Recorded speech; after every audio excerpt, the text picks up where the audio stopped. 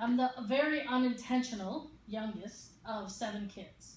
In 1968, they were not severing the fallopian tubes of women who were having their tubes tied. They were literally just clamping them. And so my mom found out that she was pregnant 6 months after she had her tubes allegedly tied. This did not come to be, I didn't know that when I was a kid. My brother told me when I was older, and my mom, who's kind of the queen of dysfunctional denial, I said to her, like, oh man, Mom, you know, Roger told me about the whole, you know, tubes tied, and we were driving in a deserted, like outside of Orlando. There was nobody on I-5 for miles. It's 5 o'clock in the morning.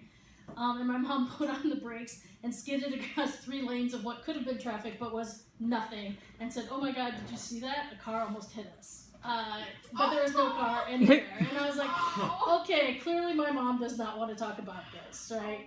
Although it didn't hurt my feelings. I'm sure she thought it would like make me feel bad that I was so unintentional, but it didn't. It actually explained a lot, because it was not a situation in which folks had any business having children, right? They were long past the point. So I'm the youngest of 7. My mom had 6 other kids with as many alcoholic husbands, which I think is pretty impressive to find out 1 or 2, but 3, you know, a number of alcoholics. Sometimes we just have our types. Which also, like, you know, she's one of the, and she married them all, which, you know, when you think about, like, okay, so what the thought process, like, you know, my last 5 marriages to alcoholics ended in financial ruin, but I've got the right alcoholic this time. You know? So I appreciate my mom's level of hope. So I was the 7th kid, all these different fathers running around, but they weren't actually present. I mean, they're running around somewhere, but not running around with us. And we lived in rural Wisconsin, and the way we made our money is Libby's owned a field next to our house, and we would farm the beets for Libby's on their field. I was explaining the situation to a friend who said, oh, you were a sharecropper. And I was like, no, we weren't sharecroppers. It's just like we grew a crop, and then it was on Libby's land, and when we gave them, we shared some. Oh, yeah, that's totally being sharecroppers. Yeah, that's true. So into this, now, so what my parents needed at that time, they needed a cheerful, very Midwestern kid, right? They needed a kid who would say, you know, oh, I don't need any Christmas presents. You know, this orange is fine for me. That's what they needed. What they got was me. And I came into the world screaming as a fully formed, whining, coastal, sensitive queer. When I was 5, I asked my mom if we could be vegetarians, and she was like, didn't even know where I could have possibly picked up that word. When I was 6, we somehow got a hold of that, you know, the Free to Be You and Me album? I am quite certain, maybe we checked it out from the library, because I guarantee nobody bought Free to Be You and Me for us. And it was the Rosie Greer singing the song, right? The big football, I think he's defensive back, singing, it's all right to cry. And my dad walked through the room and he goes, I hope nobody's getting any fucking ideas around here. No fucking ideas, no ideas. Nobody thinks it's okay to cry, don't worry. When I was 6, I asked my mom what we could do to save the whales. When I was 7, I harped on my mom incessantly about the clubbing of the harp seals. Mom, what are we going to do about the harp seals? What are we going to do about the harp seals? Chasing her around as she picked up after 6 other kids, and me, I suppose, too. What are we going to do about the harp seals? What are we going to do about the harp seals? What are we going to do about the harp seals? And so finally she turned to me and she goes, I will tell you what we'll do about the harp seals. Nobody in this family will ever have enough money for a fur coat. Which is actually an excellent answer. That actually, you know, I was the kind of kid that when it rained, do you know why I would always miss the bus when it rained? Because I would be picking up the worms off the pavement and putting them back on the grass so they wouldn't get run over. Now that's kind of, like in a city, that's like, okay, maybe there's 20 worms. In the country, we were like, the entire, like, there were thousands of worms. So I missed the bus every single time. And one time I missed the bus and that meant my parents had to drive me to school. And I missed the bus and our car was broken. So my dad had to take me to school in the tractor. Do you know how long it takes to get to like 5 miles away on a tractor? Forever! It takes forever. They go like 3 miles an hour. I got to school at like 1:30 in the afternoon. always going to go to fucking school. There's no question about that. So this is the kind of milieu that, you know, that I was born into, this kind of stoic, dramatic farm family. And, you know, I used to say that my mom's favorite expression was, there's more to life than being happy, you know. So in 3rd grade, they gave us this assignment, which now I think they would never get. If they tried to do this in Park Slope, those people would beat them to death with their yoga mats. But the assignment was to listen to the Wreck of the Edmund Fitzgerald. Do you know Wreck of the Edmund Fitzgerald? No. Okay, so it's a 7-minute Gordon Lightfoot song about the sinking. Such a great idea for a song. It's about the sinking of a freighter in one of the Great Lakes.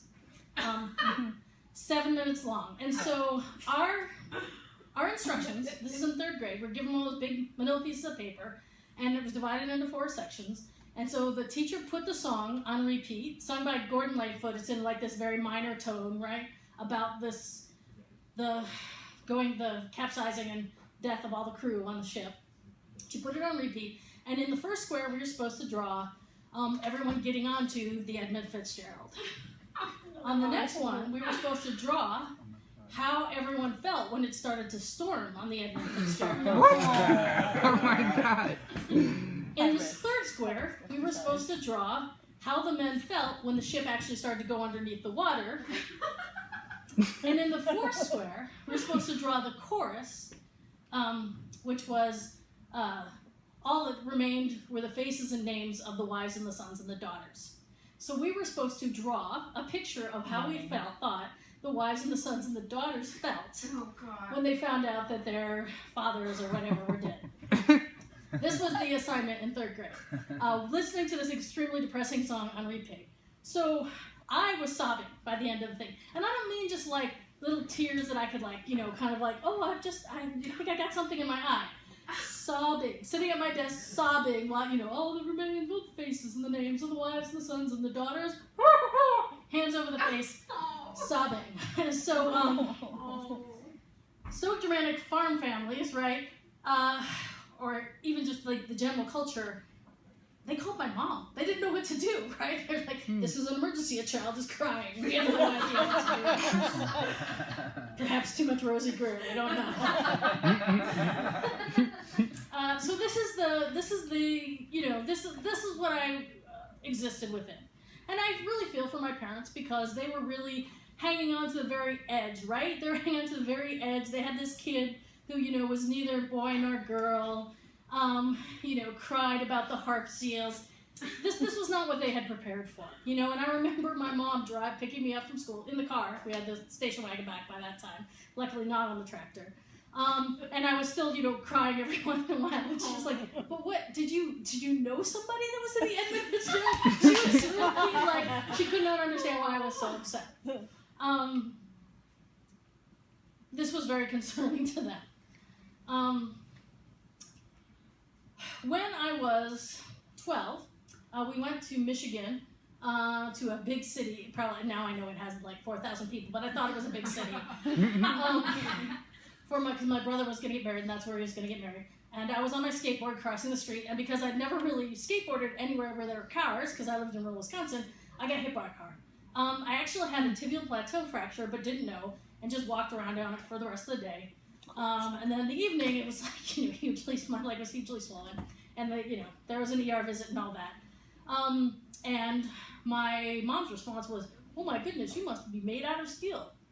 And that was like my moment. I was like, okay, I'm made out of steel. That's what, my heart may be made out of marshmallows, but my body is made out of steel.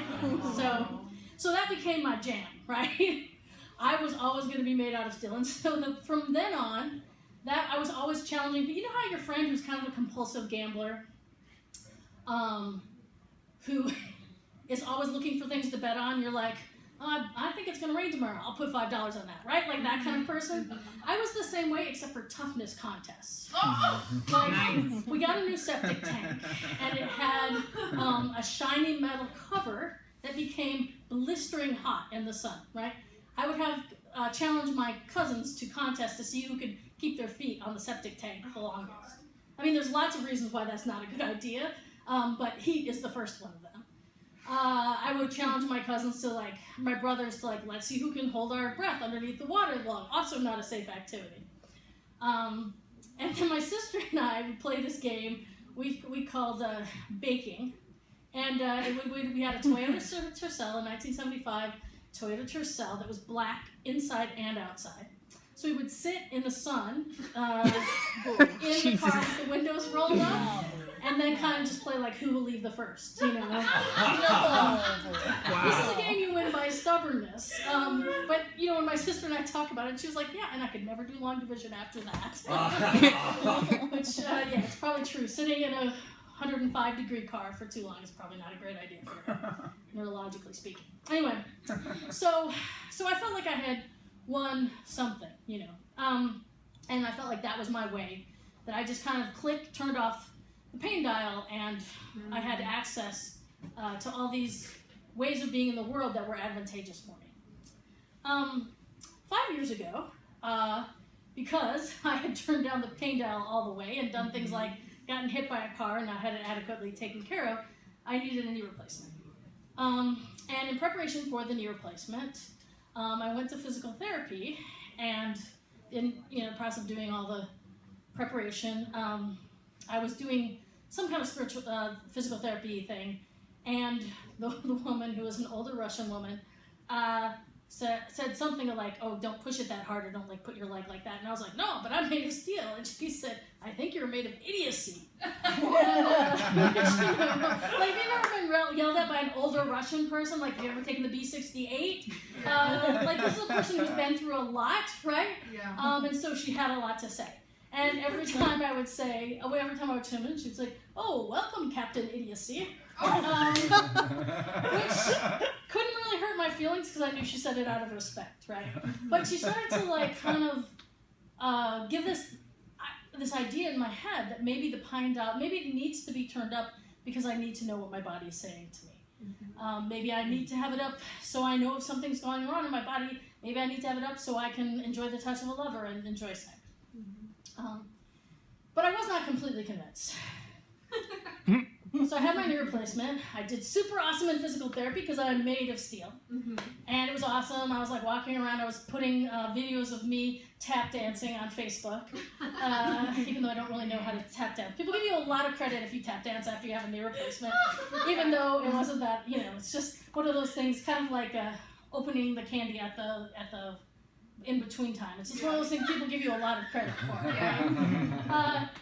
But 6 weeks afterwards, I started having this feeling all of me ached, and my knee hurt in a way. Knee replacements hurt, but it hurt in a way it hadn't before. And I called the surgeon's office and I said, "I think there's something wrong." And they're like, "No, knee replacements hurt, you're fine."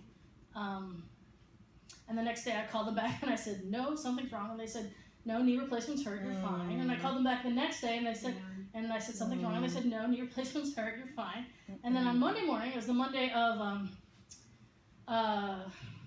Martin Luther King Jr. Day, I called my friends and I was like, "I'm going to the fucking ER." Because I knew that there was something really wrong.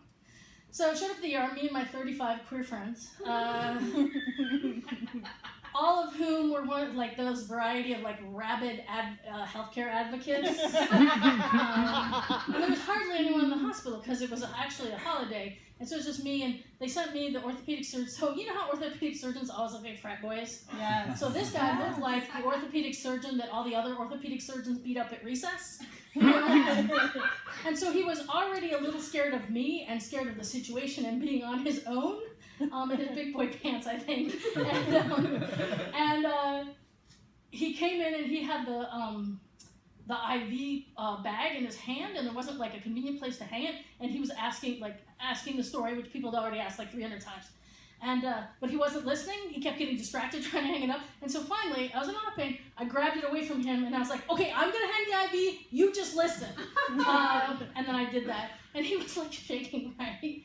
And so he said that he had to take a sample of the fluid from my knee. And then he got me up, and I'm AFAT, so already maybe anatomical things don't look like the anatomical figure in his training, which is already a problem there. But and then it was also swollen. Also, he had just only been a doctor like 2 days. So, all my, super freak queer advocate friends are just at the door pawing like wildebeest, right? Trying to get in. And so finally they let one of my friends in just as he's saying, could you tell me where your patella is? And that's all it took my friend, because she didn't know I had just yelled at this poor guy. They like exploded, like, what are you doing? And I was like, okay, it's okay. Because I know this is the only guy that can take the fluid from my knee, right? So I actually need him to not be shitting his pants. And then the other nurse came back and said, are you guys the Dunham family? And then my other friend was like, but we kind of look like the Addams family. So he got the fluid out of my knee, he pulled it back. He took out 2 huge syringes of brown stuff, and I said, what's going on? And he said, I don't know, but this is supposed to be clear. And he took so much out that it actually created a suction on my knee, so it looked like, remember the V aliens from the 90s? It, like V was about to come through my knee. So he sent the sample off to the lab, and it came back, and I was septic. I actually had a bone infection that whole time. And once I got antibiotics and knew I wasn't going to die or have to have my leg cut off or any other thing that would be a not expected outcome of the surgery, there was a part of me that felt highly accomplished, right? It's like, oh my God, I read my body's cues, I knew when something was wrong, and I went against an authority figure to get my self-care. I was like, I should win the fucking Pulitzer or something, or the Nobel Prize, some prize. So in the end, I ended up feeling very, like, it convinced me, right? That was the moment that I was like, oh, I wish I had more control of this radio dial, but off is not working for me. So thank you very much.